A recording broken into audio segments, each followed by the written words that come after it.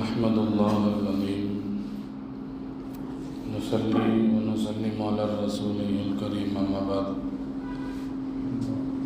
قال الله سبحانه وتعالى في القرآن العظيم الفرقان المجيد أعوذ بالله من الشيطان الرجيم بفضل بسم الله الرحمن الرحيم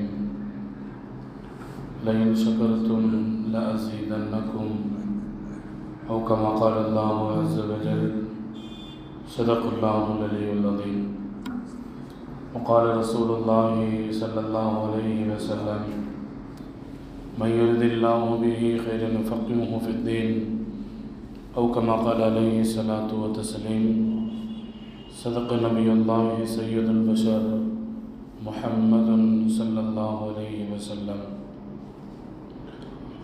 அல்லாஹும் அல்லாஹுடைய ரசூலும் எந்தெந்த நல்ல காரியங்களை எடுத்து நடக்க சொன்னார்களோ அந்த நல்ல காரியங்களை எடுத்து நடக்கக்கூடிய தௌஃபீக்கையும் அல்லாஹும் அல்லாஹுடைய ரசூலும் எந்தெந்த தீமையான காரியத்தை விட்டும் நம்மை தடுத்தார்களோ அந்த தீமையான காரியத்தை விட்டும் தவிர்ந்திருக்கிற தௌஃபீக்கையும் அல்லாஹு லஷானஹு தஆலா உலகத்திலே வாழுகிற எல்லா முஸ்லிம்களுக்கும் தர வேண்டும் என்ற துவாவோடு என் வார்த்தைகளை துவங்குகிறேன். இன்றைய ஜும்மாவுடைய சிந்தனையாய் அருமையும் பெருமையும் என்றதொரு தலைப்பின் கீழ் ஒரு சில வார்த்தைகளை உங்களோடு நாம் பகிர்ந்து கொள்ள ஆசைப்படுகிறோம். அகிலத்தில் அல்லாஹ்வினுடைய அருட்கொடைகளை அன்றாட நாம் அனுபவித்து கொண்டிருக்கிறோம்.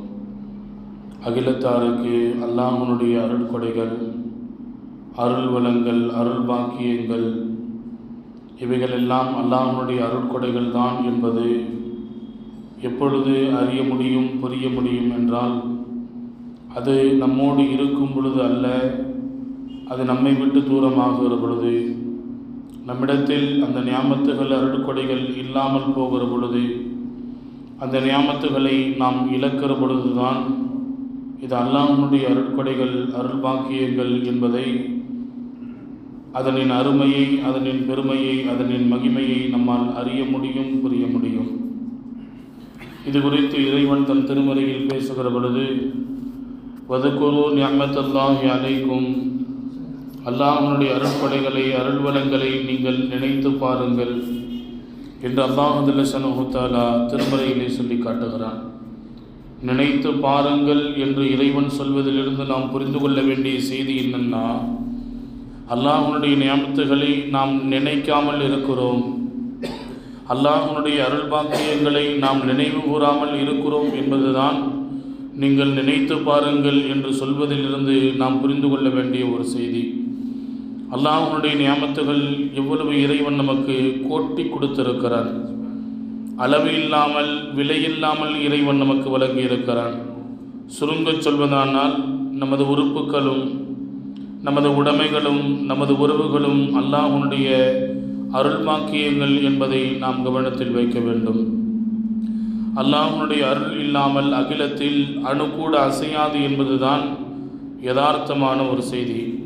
ஆனால் வருத்தமான ஒரு விஷயம் என்னவென்றால், உலகத்தில் பலர் அல்லாஹ்வினுடைய நியாமத்துகளை அனுபவிக்கிறோம், அல்லாஹ்வினுடைய நியாமத்துகளை தான் நம்ம அனுபவிக்கிறோம் என்கின்ற அடிப்படையான சிந்தனை கூட இல்லாமல் உலகத்தில் அவர்கள் வாழ்ந்து மண்ணில் மறைந்து விடுகிறார்கள் என்பது வருத்தமான ஒரு செய்தி. திருத்தம் செய்ய வேண்டிய தார்மீக கடமை நமக்கு இருக்கிறது என்பதை நாம் கவனத்தில் வைக்க வேண்டும். குர்ஆனில் அல்லாஹ் சற்று ஏறக்குறைய 100க்கும் மேற்பட்ட இடங்களில் நீங்கள் நன்றி செலுத்துங்கள், நன்றியுள்ள அடியார்களாக இருங்கள், நீங்கள் அல்லாஹ்வுடைய நியாமத்திற்கு நன்றி செலுத்த வேண்டாமா, ஏன் நன்றி கெட்ட அடியார்களாக இருக்கிறீர்கள், மனிதன் நன்றி கெட்டவனாக இருக்கிறான் என்று பல்வேறு இடங்களில் பலவிதமாக அல்லாஹ் ஜல்லஷானஹு தஆலா நன்றியினுடைய அவசியத்தை குறித்து குர்ஆனில் சற்று ஏறக்குறைய 100க்கும் மேற்பட்ட இடங்களில் இறைவன் சொல்லித் தருகிறான் என்றால் நன்றி செலுத்துவது எவ்வளவு முக்கியமானது. இறைவனின் அருள் பாக்கியங்களை அனுபவிக்கிறோம், இறைவனின் அருட்கொடைகளை அன்றாட அனுபவிக்கிறோம், இறைவனின் பாக்கியங்களை உலகத்தில் நாம் அனுபவிக்கிறோம். ஆனால் நன்றி செலுத்தாமல் உலகத்தில் வாழுகிறோம் என்பதை இறைவன் நமக்கு குறிப்பிட்டு நீங்கள் நன்றி செலுத்த வேண்டாமா என்று குர்ஆனில் நம்மை பார்த்து கேட்கிறான் என்றால் நன்றி செலுத்தக்கூடிய அடியார்களாக உலகத்தில் வாழ வேண்டும் என்பதுதான் இறைவன் திருமறையின் வாயிலாக நமக்கு சொல்லித் தருகிற செய்தி என்பதை நாம் கவனத்தில் வைக்க வேண்டும். 100க்கும் மேற்பட்ட இடங்களில் நன்றியை குறித்து இறைவன் பேசுகிற அதே வேளையில் ஒரு இடத்தில் மட்டும் அல்லாஹ் இப்படி பேசுகிறான், லயின் சக்கரத்தும் ல அஸீதன்னக்கும். இந்த ஆயத்தினுடைய ஆழமான கருத்தை கொஞ்சம் நாம் சிந்திக்க வேண்டும். அல்லாஹ் சொல்றான், லயின் சக்கரத்தும் ல அஸீதன்னக்கும், நீங்கள் நன்றி செலுத்தினால் நாம் உங்களுக்கு அந்த நியாமத்தை அதிகப்படுத்துவோம் என்று அல்லாஹ் சொல்கிறான். அல்லாஹ் சொல்கிற செய்தியிலிருந்து நாம் புரிந்து கொள்ள வேண்டிய விஷயம் 2 விஷயங்கள் இருக்கிறது. ஒன்று, அல்லாஹ் நமக்கு கொடுத்திருக்கிற நியாமத்துகளுக்கு நாம் நன்றி செலுத்தினோம் என்றால் அல்லாஹ் கண்டிப்பாக அதிகப்படுத்துவான் அந்த நியாமத்தை. 2வது, அந்த நியாமத்தை அனுபவிக்கிறதுக்கு ஆயுள் காலங்கள் தேவையல்லவா? அந்த நியாமத்துக்கு நாம் நன்றி செலுத்தினால் அந்த நியாமத்தை அல்லாஹ் அதிகப்படுத்துவான். அந்த நியாமத்தை அனுபவிக்க வேண்டிய ஆயுள் காலங்களையும் நமக்கு அல்லாஹ் அதிகப்படுத்தி தருவான் என்பதுதான் இந்த ஆயத்தின் மூலமாக நாம் புரிந்து கொள்ள வேண்டிய செய்தி என்பதை கண்ணியத்திற்குரியவர்களே நாம் கவனத்தில் வைக்க வேண்டும். அல்லாஹ்வுடைய நியாமத்தினுடைய பெருமை, அதனின் அருமை எப்பொழுது புரியும் என்றால் அது நம்மை விட்டு தூரமாக்கப்படுகிற பொழுது, நம்மிடத்தில் இல்லாமல் போகிற பொழுது, அது நம்மிடத்திலிருந்து அதை நாம் இழக்கிற பொழுதுதான் அதனின் அருமையும் அதனின் பெருமையும் நம்மால் புரிந்து கொள்ள முடியும். ஸல்லல்லாஹு அலைஹி வஸல்லம் 5 அழகான விஷயங்களை நமக்கு வரிசைப்படுத்தி சொன்னார்கள். நம் வாழ்வில் இந்த 5 விஷயங்களும் நம்மிடத்திலிருந்து சென்று விட்டால் பல கோடிகள் கொடுத்தாலும் உங்களால் இதை நீங்கள் வாங்கிவிட முடியாது என்பதை ஸல்லல்லாஹு அலைஹி வஸல்லம் உலகத்திற்கு உரக்கச் சொல்கிறார்கள். இன்னைக்கு உலகத்தினுடைய செய்தி என்ன? காசு இருந்தால் எதை வேணாலும் வாங்கி கொள்ளலாம் என்ற பாடல் வரிகளை நாம் பல தடவைகள் கேள்விப்பட்டு பழக்கப்பட்டிருக்கிறோம். பணம் இருந்தால் பணம் 10ஐயும் செய்யும் என்று நாம் கேள்விப்பட்டிருக்கிறோம். பணம் பாதாளத்தை கூட பாயும் என்று நாம் கேள்விப்பட்டிருக்கிறோம். காசும் பணமும் உலகத்தில் இருந்தால் எதை வேணாலும் வாங்கிவிடலாம் என்கின்ற ஒரு செய்தி உலகத்தில் மனிதர்களுக்கு மத்தியில் பரவலாக இருக்கிறது. ஆனால் பெருமான் ஸல்லல்லாஹு அலைஹி வஸல்லம் என்பவர்கள் நமக்கு சொல்லித் தருகிறார்கள், இந்த 5 விஷயங்கள் உலகமே சேர்ந்தாலும் வாங்கிவிட முடியாது. இந்த 5 விஷயங்களை வரிசைப்படுத்தி சொன்னார்கள் ஸல்லல்லாஹு அலைஹி வஸல்லம். பல கோடிகள் கொடுத்தாலும் 5இல் 1 கூட நீங்கள் வாங்கிவிட முடியாது என்று ஸல்லல்லாஹு அலைஹி வஸல்லம் அந்த நியாமத்தினுடைய அற்புதத்தை, அதனின் மகிமையை, அதனின் பெருமையை, அருமையை ஸல்லல்லாஹு அலைஹி வஸல்லம் நமக்கு விளக்கி தருகிறார்கள். அந்த 5 விஷயங்கள்ல முதல் செய்தி என்ன? வயோதிகத்தின் அருமை, வாலிபத்தினுடைய அருமை. வயோதிகத்தை நாம் அடைகிற பொழுதுதான் நம்மால் அறிய முடியும், புரிய முடியும். வாலிபத்தில் எவ்வளவு சுறுசுறுப்பாக இருந்தோம், வாலிபத்தில் எப்படி இருந்தோம், இரத்தத்தினுடைய அந்த வேகம் எப்படி இருந்தது, நாம் சுற்றி சுழர்ந்து உலகத்தில் வாழ்ந்து கொண்டிருந்தோம். அப்பொழுது வாலிபத்தினுடைய அருமை எப்பொழுது புரியும் என்றால் வயோதிகத்தை ஒரு மனிதன் அடைகிற பொழுதுதான் அதனின் அருமையும் அதனின் பெருமையும் நம்மால் அறிய முடியும், புரிய முடியும் என்றார்கள் ஸல்லல்லாஹு அலைஹி வஸல்லம் அவர்கள். 2வது செய்தி என்ன? ஆரோக்கியத்தினுடைய அருமை. நோயிலே படுத்து கிடக்கிறோமே அப்பொழுதுதான் நம்மால் அறிய முடியும், புரிய முடியும் என்றார்கள் ஸல்லல்லாஹு அலைஹி வஸல்லம். 3வது செய்தி என்ன? பணத்தின் அருமை. ஏழ்மையை அடைகிற பொழுது, கஷ்டத்தில் இருக்கிற பொழுது, சிரமத்தை அனுபவிக்கிற பொழுதுதான் பணத்தின் அருமை புரியும் என்றார்கள் ஸல்லல்லாஹு அலைஹி வஸல்லம். 4வது சொன்னார்கள் ஓய்வினுடைய அருமை.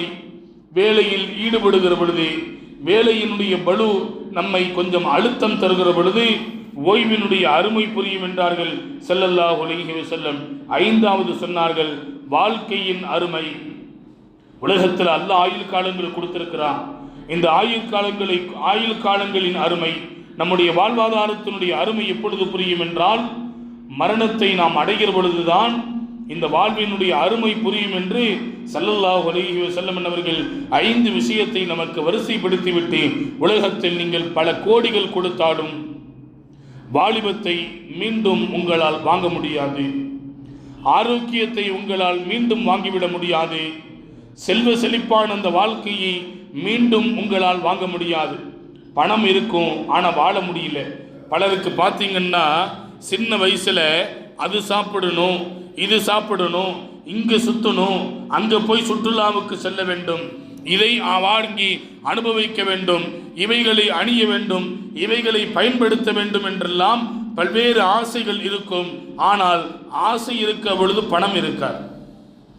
ஆனால் பணம் இருக்கும் போது இவைகளை அனுபவிக்கிற உடல் வலிமையோ அதற்கான சக்தியோ இருக்காது.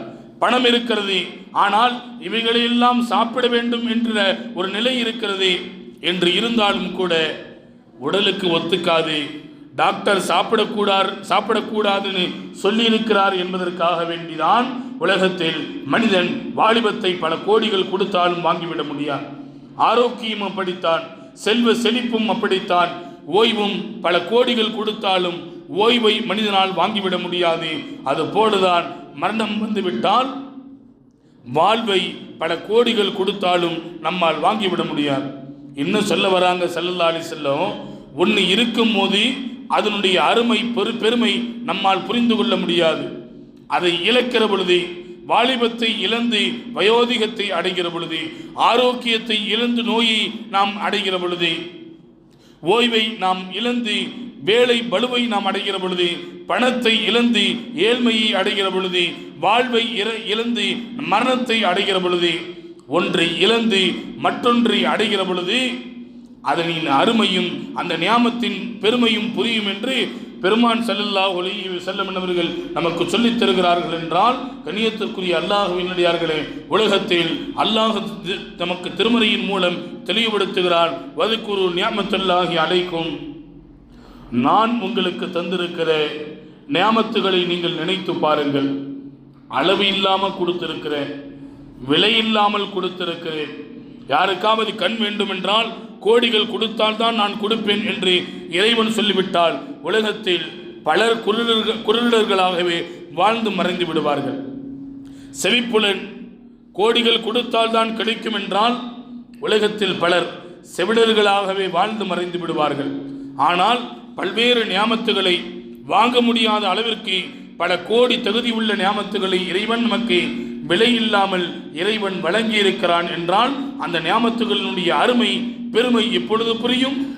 அது இல்லாமல் போகிற பொழுது, அதை நம்மை விட்டு தூரமாக்கப்படுகிற பொழுது, அந்த நியாமத்துகளை நாம் இழக்கிற பொழுதுதான் அதனின் அருமையும் பெருமையும் நம்மால் புரிந்து கொள்ள முடியும் என்பது உலகத்தினுடைய யதார்த்தமான ஒரு செய்தியாக இருக்கிறது. அந்த வரிசையில்தான் அல்லாஹ் ஜல்லல்லாஹு தஆலா அதுபோல நிழலின் அருமை, குளிர்ந்த தண்ணீரின் அருமை, தென்றல் காற்றின் அருமை எப்பொழுது புரியும் தெரியுமா? வெயில் அடிக்கிற பொழுது, வெயில் மக்களை வாட்டி வதைக்கிற பொழுது இதனின் அருமையை, இதனின் பெருமையை நம்மால் புரிந்து கொள்ள முடியும். கொஞ்சமாவது கூலிங்கான தண்ணீர் கிடைக்காதா? கொஞ்சமாவது நிழல் கிடைக்காதா? இளைப்பாறுவதற்காக வேண்டி தென்றல் காற்று, இனிமையான காற்று, குளிர்ந்த காற்று அடிக்காதா என்று மனிதர்கள் இன்றைய காலங்களில் ஏங்கிக் கொண்டிருக்கிறார்கள். இதனின் அருமை எப்பொழுது புரிகிறது? வெயில் வருகிற பொழுது இதனின் அருமையும் பெருமையும் நம்மால் புரிந்து கொள்ள முடிகிறது. சமீப காலங்களாக வெயில், வெப்பம், உஷ்ணம், வெக்கை, சூடு, அனல் காற்று அதிகமாக பேசப்படக்கூடிய வார்த்தையாக இன்றைக்கு மாறியிருக்கிறது. வருஷம் கோடை காலம் வருதுங்க. கோடை காலம் இல்லாமல் ஒவ்வொரு வருடமும் கழிவதில்லை. வருடம் கோடை காலம் வருகிறது. ஆனால் சமீப காலங்களாக கோடை காலத்தை அனுபவிக்கிற பொழுது, அதை நாம் அடைகிற பொழுது அதனின் உஷ்ணத்தை வார்த்தையால் வர்ணித்துவிட முடியாது. அதனின் வெப்பத்தை மனிதனால் அனுபவிக்க முடியாத அளவிற்கு கடுமையாக கொடூரமாக இருக்கிறது என்றால் கண்ணியத்திற்குரிய அல்லாஹ்வின் அடியார்களே, நாம் யோசிக்க வேண்டும். தீராத தாகம் இந்த வெப்ப காலங்களில் பரவி இருக்கிறது. உடல் உபாதைகள், பல்வேறு உடலினுடைய இடர்பாடுகள் இருக்கிறது. தொழு நோய்கள் இந்த வெப்ப காலங்களில் அதிகமாக இருக்கிறது.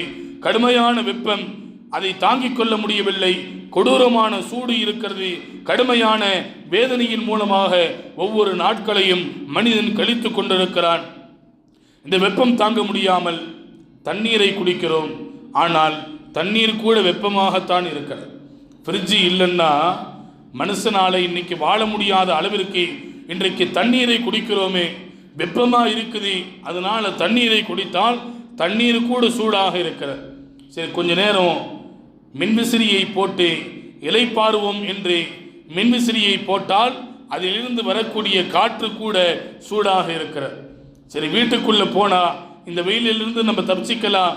வீட்டுக்குள்ளே சென்றால் வீடும் சூடாக இருக்கிறது, இருக்கும் இடமும் சூடாக இருக்கிறது, நம்முடைய உடலும் சூடாக இருக்கிறது என்று சூடு நம்மை சுற்றி சுழர்ந்து சுண்ணாம்பாக ஆக்கி கொண்டிருக்கிறது என்பதை மனிதன் இன்றைக்கு உணர்ந்து கொண்டிருக்கிறார்.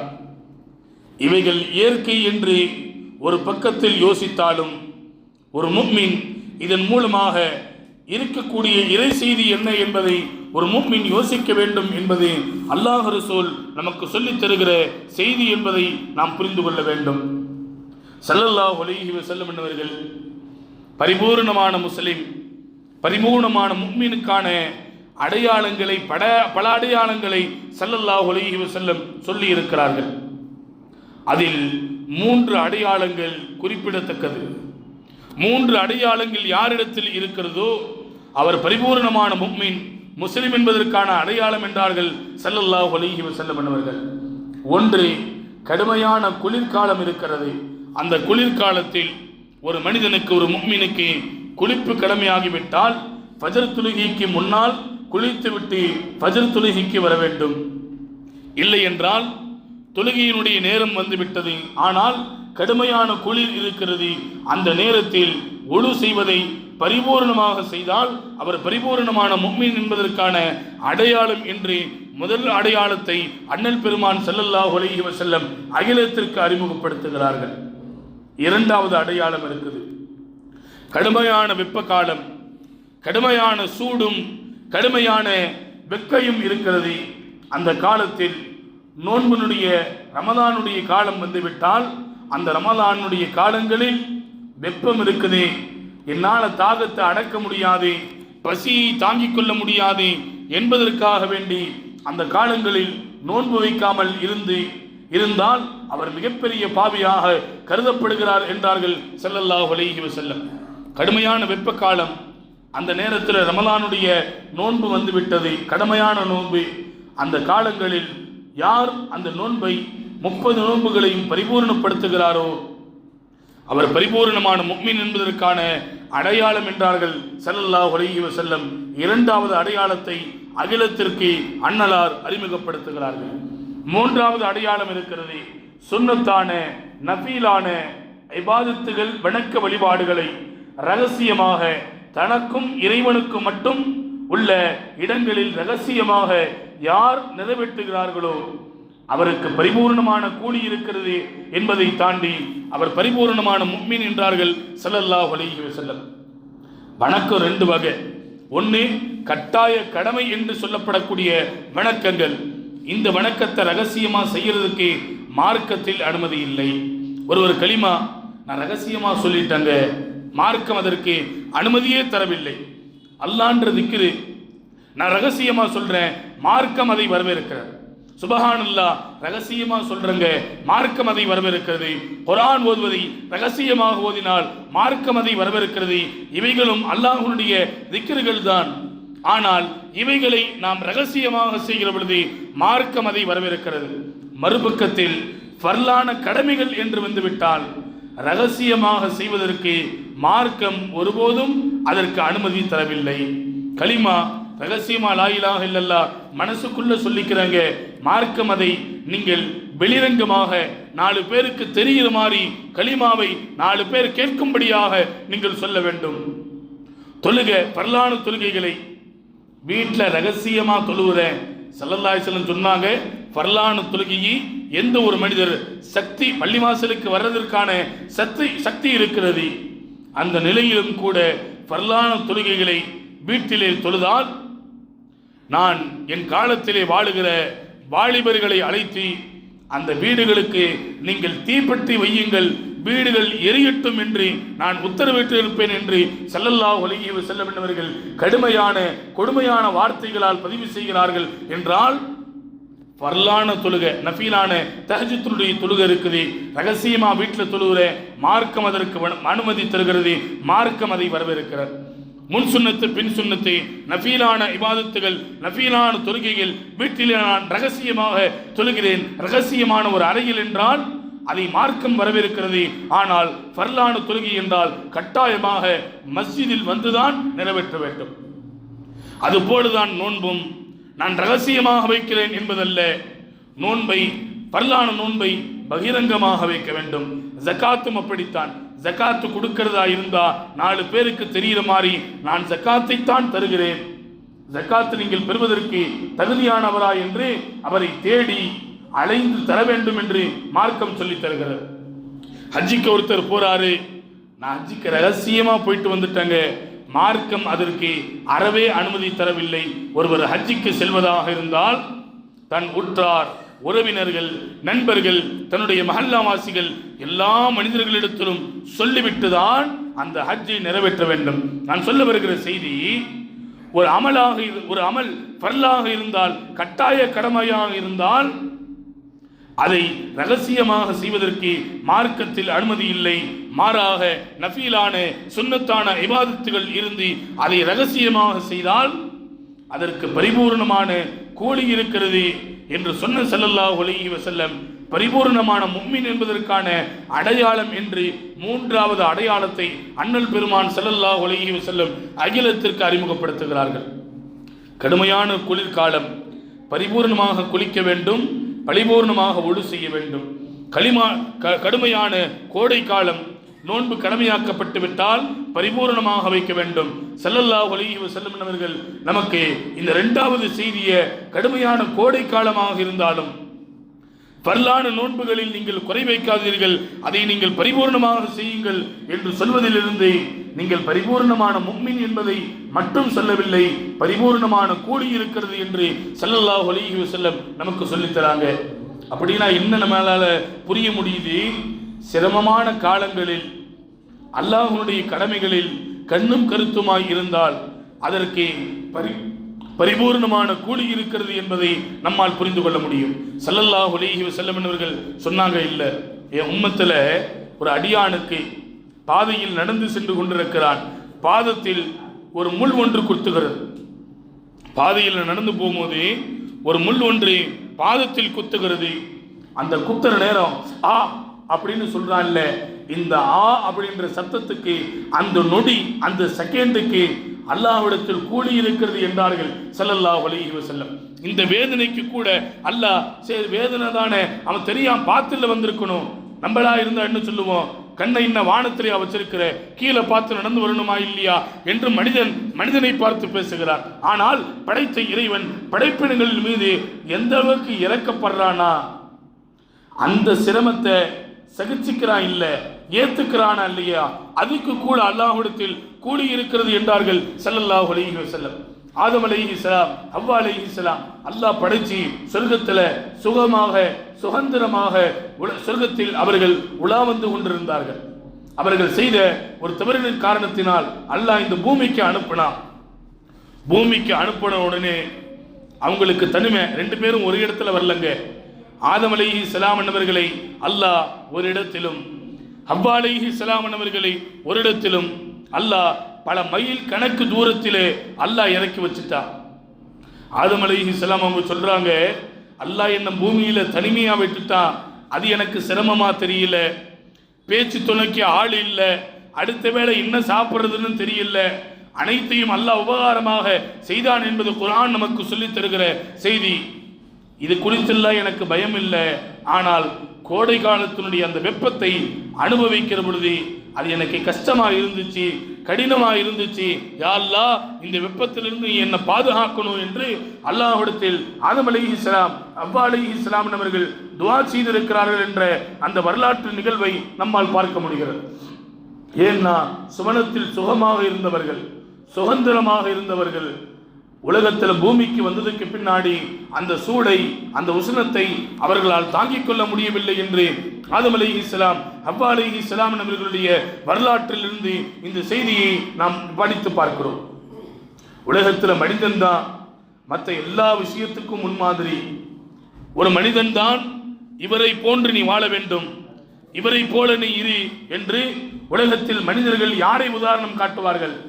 இவரை மாதிரி நீ இருக்கணும்ப்பா, இவரை மாதிரி நீ வாழணும், இவரை மாதிரி நறுகுணம் இருக்கணும் என்று உலகத்தில் உதாரணம் காட்டுவதாக இருந்தால், உலகத்தில் ஒரு மனிதர் இருக்கிறார், முஹம்மது ரசூலுல்லாஹி ஸல்லல்லாஹு அலைஹி வஸல்லம், உதாரணம் காட்டுவதற்கு தகுதியானவர்கள் என்பதை தாண்டி மறுபக்கத்தில் வாழ்க்கைக்கு வழி வேண்டும் என்று சொன்னால், நாம் வாழ்வதற்கான வழிகளை ஏற்படுத்திக் கொள்ள வேண்டும் என்று சொன்னால், அதற்கு அழகிய முன்மாதிரியாக அண்ணல் பெருமான் அகிலத்தில் வலம் பெறுகிறார்கள் என்பதை நாம் கவனத்தில் வைக்க வேண்டும். நாம் சொல்ல வருகிற செய்தி, உலகத்தில் மனிதன் உதாரணம் காட்டுவது என்று மற்ற மனிதர்களை உதாரணம் காட்டுவோம். ஆனால் குர்ஆன்ல அல்லாஹ் மனிதர்களுக்கு பாடம் நடத்துகிறான்.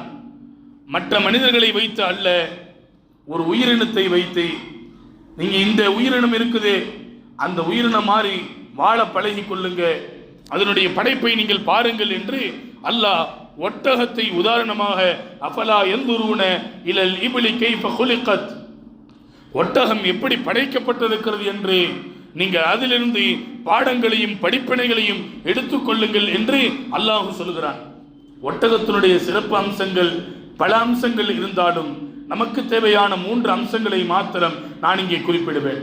ஒன்று, நம்ம பூமியில சாதாரண தரையில இருக்கிறோமே, இதைவிட வெப்பம் அதிகமாக இருக்கிற பாலைவனத்தினுடைய அந்த தரையிலும் கூட அவைகள் வாழ்ந்து கொண்டிருக்கிறது. அவைகள் பலகீனமானதாக இருக்காமல் பாலைவனத்தினுடைய கப்பல் என்று அழைக்கப்படுகிற அளவிற்கு இதைவிட சூடு பல மடங்கு அதிகம் இருக்கிற பாலைவனத்தினுடைய மணல்களில் அவைகள் வாழ்ந்து கொண்டிருக்கிறது. இரண்டாவது, 100 லிட்டர் தண்ணீரை தனக்குள்ளே சேமித்து வைக்கக்கூடிய அளவிற்கு அதற்கான வலிமையை, ஆற்றலை இறைவன் தந்திருக்கிறான். 3 மாசம் தண்ணி இல்லைனாலும் தன்னிடத்தில் வைத்திருக்கிற, சேமித்து வைத்திருக்கிற அந்த தண்ணீரின் மூலமாக 3 மாத காலங்கள் தண்ணீர் இல்லை என்றாலும் உயிர் வாழக்கூடிய அளவிற்கு சக்தியை இறைவன் அந்த ஒட்டகத்திற்கு தந்திருக்கிறார். நான் சொல்ல வருகிற செய்தி, அல்லாஹ் இந்த ஒட்டகத்திலிருந்து பாடத்தை கற்றுக்கொங்க. இந்த ஒட்டகம் உங்களை விட சூடு அதிகம் இருக்கிற அந்த பாலைவனத்தில் பயணிக்கிறது, ஆனால் என்னை நினைப்பதற்கு அவைகள் எந்த குறையும் வைப்பதில்லை. கொஞ்சம் சூடு வந்துட்டாவே இவ்வளவு வெக்கையா இருக்குது, இவ்வளவு சூடா இருக்குது என்று மனிதன் நினைக்கிறான். கணியத்திற்குரியவர்களே, இந்த ஆயத்திலிருந்து அல்லாஹ் சொல்ல வருகிற செய்தி என்னன்னா, ஒரு முஃமின் எந்த விஷயத்தையும் வெறுமனே இது இயற்கை என்று கடந்து சென்று விடாமல், இவைகளிலிருந்து, இந்த இயற்கையிலிருந்து, இந்த வெப்பத்திலிருந்து என்ன பாடம் இருக்கிறது, படிப்பினை இருக்கிறது என்று ஒரு முஃமின் சிந்திக்க வேண்டும் என்பது அல்லாஹ் இந்த ஒட்டகத்திலிருந்து நமக்கு கற்றுத்தருகிற பாடம் என்பதை நாம் கவனத்தில் வைக்க வேண்டும். இப்ப எவ்வளவு தூரத்தில் இருக்குதுங்க சூரியன், சுற்றி ஏறக்குறைய பல லட்சம் கிலோமீட்டர் தொலைவிலே அந்த சூரியன் இருக்கிறது. ஆனால் அந்த சூரியனுடைய வெப்பத்தை, அதனின் உஷ்ணத்தை நம்மால் தாங்கிக் கொள்ள முடியல. எங்கெங்கேயோ ஓடுறோம். ஏசி ரூம் இருக்குதா, கூலிங்கான தண்ணீர் இருக்கிறதா, கூலிங்கான குளிர்பானங்களை நாம் அருந்தி எப்படியாவது அந்த சூட்டிலிருந்து நம்மை தற்காத்து கொள்ள வேண்டும் என்று அங்கும் இங்குமாக மனிதன் ஓடி தன்னை தற்காத்துக் கொள்ளுகிறான். ஆனா இவ்வளவு தூரத்தில் இருக்கிற அந்த சூரியனுடைய வெப்பத்தையே நம்மால் தாங்கிக் கொள்ள முடியவில்லை. இந்த வெப்பத்திலிருந்து ஒரு முஃமின் எப்படி பாடங்களை கற்றுக்கொள்ள வேண்டும் தெரியுமா? நாளை மறுமையிலே பனமரத்தினுடைய உச்சி அளவிற்கு சூரியன் வந்து விடுமா. ஸல்லல்லாஹு அலைஹி வஸல்லம் அவர்கள் சொல்லுவார்கள், அந்த உச்சி அளவுக்கு வந்துச்சுன்னா இன்னைக்கு பல லட்சம் கிலோமீட்டர் தொலைவில் இருக்கிற அந்த சூரியன் வெப்பத்தை நம்மால் தாங்கிக் கொள்ள முடியவில்லை. ஆனால்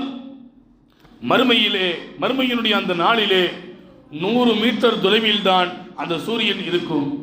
அதனுடைய வெப்பத்தை நம்மால் எப்படி தாங்க முடியும் என்றால், கணியத்திற்குரியவர்களே, ஒரு முஃமின் அதிலிருந்து, இந்த வெப்பத்திலிருந்து, இந்த வெயில் காலத்திலிருந்து பாடங்களையும் படிப்பினைகளையும் எடுத்துக்கொள்ள வேண்டும் என்பதை ஸல்லல்லாஹு அலைஹி வஸல்லம் அவர்கள் நமக்கு சொல்லித் தருகிறார்கள். அந்த வெப்பத்திலிருந்து நம்ம தற்காத்துக் கொள்வதற்கான ஒரே வழியை ஸல்லல்லாஹு அலைஹி வஸல்லம் உலகத்திற்கு சொன்னார்கள். நல்லமல்களின் மூலமாக அந்த சூட்டிலிருந்து, மறுமையினுடைய அந்த வெப்பத்திலிருந்து உங்களால் தற்காத்துக் கொள்ள முடியும் என்றார்கள் ஸல்லல்லாஹு அலைஹி வஸல்லம். இரண்டாவது செய்தி என்ன?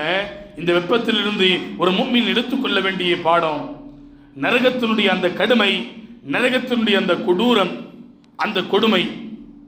எந்த அளவுக்குன்னா ஸல்லல்லாஹு சொல்லுவாங்க, ஒரு நரகம் மற்றொரு நரகத்திலிருந்து அல்லாஹ்விடத்தில் பாதுகாப்பு தேடுமா. யா அல்லாஹ், அந்த நரகம் சூடு தாங்க முடியாம எரிஞ்சி எரிஞ்சி எரிஞ்சி வெப்பத்தின் காரணத்தினால் என்னை, இன்னொரு நரகம் சொல்லுமா அல்லாஹ் இடத்துல, என்னை உள்வாங்கிக் கொண்டிருக்கிறது, என்னை அவைகள் கரித்து கொண்டிருக்கிறது, எரித்து கொண்டிருக்கிறது. யா அல்லாஹ், அந்த நரகத்திலிருந்து என்னை காப்பாற்று என்று மற்றொரு நரகத்தை பார்த்து கேட்கும் என்று, அல்லாஹ்விடத்தில் கேட்கும் என்று ஸல்லல்லாஹு அலைஹி வஸல்லம் அவர்கள் சொல்லித் தருகிறார்கள். என்றால் உலகத்தில் வாழுகிற பொழுது இந்த சூட்டை நம்மால் தாங்கிக் கொள்ள முடியவில்லை. ஆனால் நரகத்தினுடைய அந்த வெப்பம், அதனுடைய உஷ்ணம், அதனுடைய கொடூரம் எந்த அளவிற்கு கொடூரமாக இருக்கும் என்பதை ஒரு முஃமின் சிந்திக்க வேண்டும். உலகத்தில் இவைகளிலிருந்து தம்மை தற்காத்துக் கொள்வதற்கு இந்த சூட்டிலிருந்து பல வழிகளை மனிதன் தேடுகிறான். அந்த வழிகளை மனிதன் ஏற்படுத்திக் கொள்கிறான். ஆனால் மறுமையில் எந்த வழியும் இல்லை. நல்லவர்கள் இருந்தால் மட்டும்தான் இவைகளிலிருந்து உங்களால் தற்காத்துக் கொள்ள முடியும் என்பதை அல்லாஹ் ரசூல் குர்ஆன் ஹதீஸில் இருந்து வழிநெடுகளும் நமக்கு சொல்லித் தருகிற செய்தி. உலகத்தில் வாழுகிற பொழுது நல்லடியார்களாக வாழ்ந்து நல்லடியார்களாகவே மரணிக்கக்கூடிய நசீபையும் அந்த வாய்ப்பையும் இறைவன் நமக்கு தருவானாக. ஆமீன். வாஹிர் தஅவாஹும் அனில் ஹம்துலில்லாஹி ரப்பில் ஆலமீன்.